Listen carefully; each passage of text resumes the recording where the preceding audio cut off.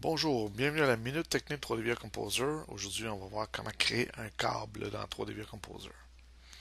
Ici, j'ai déjà un assemblage ouvert. Et on va venir connecter les deux connecteurs qui sont identiques, celui-ci et un autre. On va dans Géométrie. On va commencer par créer un cylindre. Positionner le cylindre simplement. Ensuite, on va lui donner un diamètre et une profondeur. Juste comme point de repère. On va cliquer sur Échapper sur le clavier. Ça va donner un fichier primitif ici, une pièce primitive.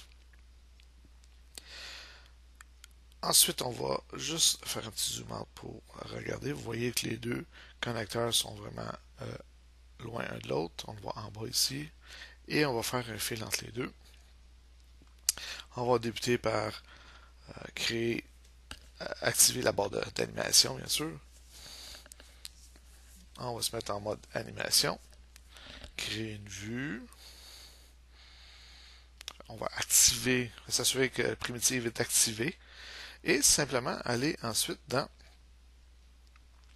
notre vue de caméra, s'assurer que la vue caméra est active.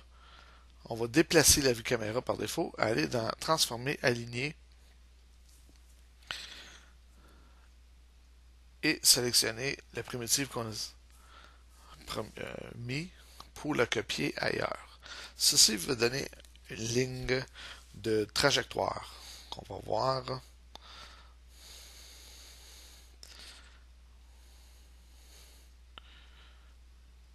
On voit la ligne de trajectoire. Ici, on voit le déplacement de le petit cylindre qu'on a créé.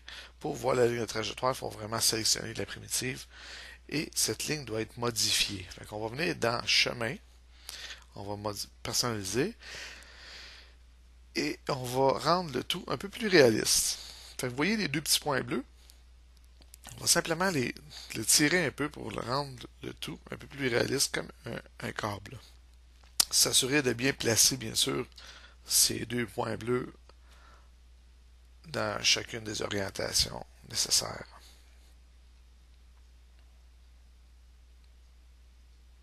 Fait que là, vous voyez la trajectoire du cylindre qu'on a créé.